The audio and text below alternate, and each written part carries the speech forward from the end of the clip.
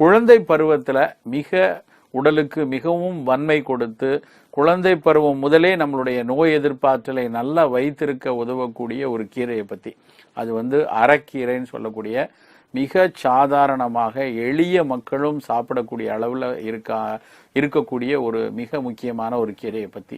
இந்த அரைக்கீரை ஒரு குழந்தையினுடைய வீனிங் ஃபுட்னு சொல்லுவாங்க. அதாவது தாய்ப்பால் முடிந்ததுக்கு அப்புறம் திட உணவு கொடுக்கக்கூடிய பருவத்துல கீரையாக முதலில் குழந்தைக்கு அறிமுகப்படுத்த வேண்டிய ஒரு கீரை அரைக்கீரை தான். இந்த அரைக்கீரை பார்ப்பதற்கு ரொம்ப ஒரு சாதாரண ஒரு களை செடி போல ஒரு பெரிய வலு கொடுக்காத ஒரு இது மாதிரி தெரிஞ்சா கூட, ஆனால் அரைக்கீரை கொடுக்கக்கூடிய சத்துக்களும் அரைக்கீரை கொடுக்கக்கூடிய ஒரு உடல்நல பயன்களும் நம்ம யோசிச்சு பார்க்க முடியாத அளவுக்கு நல்ல பயன்களை தருது. இந்த அரைக்கீரை பார்த்தீங்கன்னா ஏன் குழந்தை பருவத்திலேயே இதை பயன்படுத்துவதற்கான முதல் தேர்வா இருக்குன்னா, இதுல கீரைகளுக்கே பிரத்யோக பயனா இருக்கக்கூடிய நார்ச்சத்தும் நிறைய இருக்கு.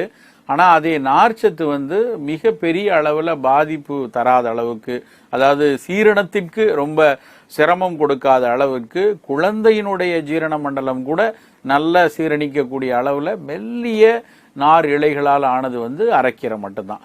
அதனால அரைக்கீரையை நம்ம குழந்தை பருவத்துல குழந்தையுடைய வீனிங் பீரியடை ஆரம்பிச்சு ஒரு 4-5 மாதங்கள் நல்ல திட உணவுகள் கொடுக்கக்கூடிய காலங்கள் வரும் பொழுது அரைக்கீரையை முதல்ல அறிமுகப்படுத்தணும். அரைக்கீரையை குழந்தைக்கு எப்படி சமைத்து கொடுக்கணும்னா, நம்ம பெரியவங்களுக்கு மாதிரி அதை பொரியலாவோ கூட்டாவோ செய்யக்கூடாது. அரைக்கீரையை நல்ல கடைந்து, நல்ல மசிய கடைந்து, குழைவாக கடைந்ததுக்கு அப்புறம் நல்ல குருணை சாதத்துல பிசைஞ்சு கொடுக்கறது தான் குழந்தைக்கு முதல்ல கொடுக்கும் பொழுது மிக எளிதாக ஜீரணமாகும். ஏன்னா கீரையில குழந்தைகளுக்கு கொடுக்கும் பொழுது அதனுடைய நார்த்தன்மைகள் அதிகமா இருக்கிறதுனால அதனுடைய ஜீரணத்துக்கு கொஞ்சம் சிரமம் ஏற்பட்டு வயிறு வலியினால குழந்தை அழுறதோ இல்லைன்னா அஜீரணத்துவம் ஏற்படுறதோ அது மாதிரி நடந்துடக்கூடாது. அதனால மசியலா நல்லா கடைந்து கொடுக்கறது தான் ரொம்ப சிறப்பா இருக்கும்.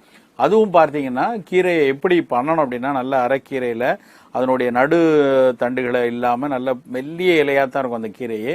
அதனுடைய இலைகளும் இந்த இலைக்காம்புல ஒரு சிறு அளவு இருந்தால் தப்பு இல்லை.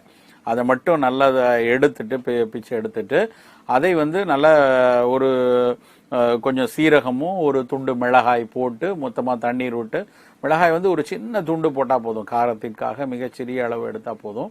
போட்டு முதல்ல வேக வைத்து தண்ணீர் கொஞ்சம் சேர்த்து வேக வைத்துட்டு அதுக்கப்புறம் மிக்சியில் போட்டு அடிச்சிடலாம். அடிச்சிட்டோம்னா அதில் அந்த சின்ன அந்த சுவையூட்டுவதற்காக அந்த சிறுகீரையும் வெந்த கீரையோட அந்த சுவையூட்டுறதுக்கு அந்த சீரகமும் கொஞ்சம் சிறிதான அளவு காரம் இருக்கும் பொழுது அந்த குழந்தைக்கு சாப்பிட்றதுக்கு சுவையும் சேர்த்து கொடுக்கும்.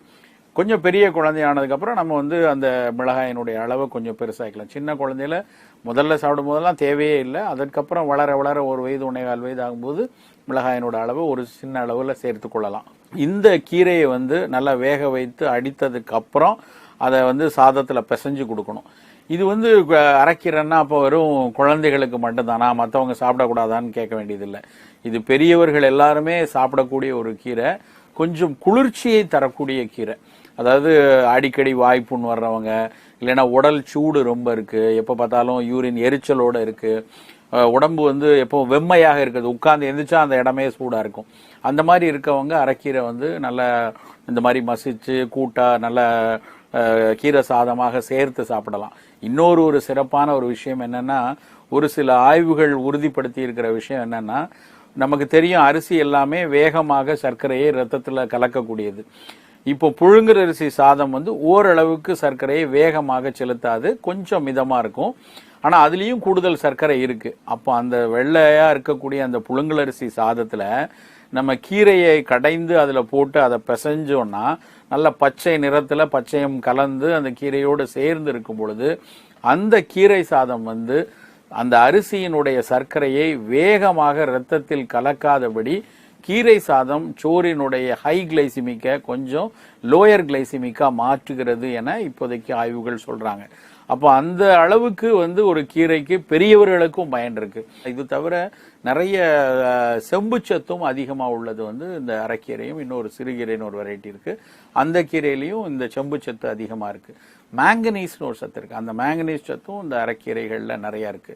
ஸோ ஒரு அரைக்கீரைங்கிறது வந்து பார்ப்பதற்கு மிக சாதாரணமாக குப்பை மேட்டில் வரக்கூடிய ஒரு களைச்செடி மாதிரி தெரிஞ்சாலும், அந்த கீரை வந்து ஒரு எளிய ஒரு உணவாக தெரிஞ்சாலும் மிகப்பெரிய பயன்களை கொடுக்கக்கூடிய ஒரு தன்மை கொண்டது.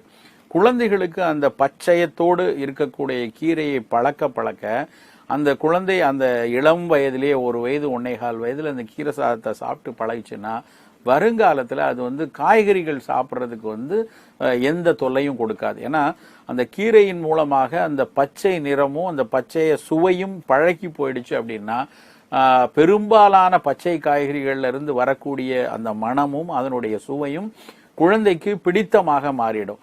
ஸோ கை குழந்தையா இருக்கும்போது அந்த குழந்தைக்கு நம்ம பழக்கிறது ரொம்ப ஈஸி. ஸோ நம்ம வருங்காலத்தில் 3 வயதுக்கு மேலே அந்த குழந்தை தட்டில் வச்சிருக்க காய்கறியை வீணாக்க கூடாதுன்னு நினைச்சோம்னா நம்ம கண்டிப்பாக கீரை கடைசல் பண்ணி கீரையை மசியல் பண்ணி குழந்தைக்கு வந்து சாதத்தில் சேர்த்து நம்ம கொடுக்கணும்.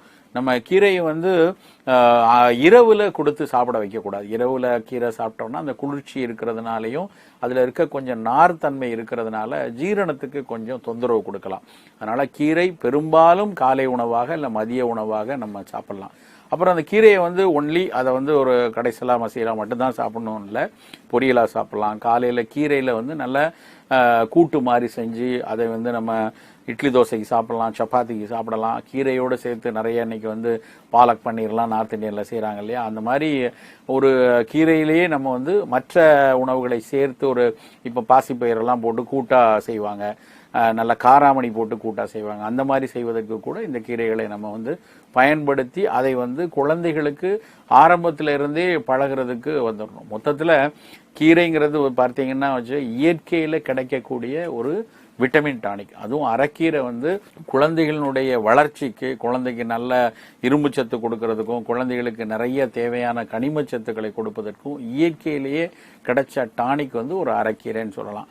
நம்ம ஒரு 20 வருஷம் 30 வருஷம் வளர்ந்த மரங்கள் தரக்கூடிய பயன்களை விட இந்த அரைக்கீரை வந்து மிகப்பெரிய அளவில் பயன்களை வந்து சிறுகு அரைக்கீரை வந்து குழந்தைகளுக்கு கொஞ்சம் கொஞ்சமாக கொடுக்க ஆரம்பிக்கும்.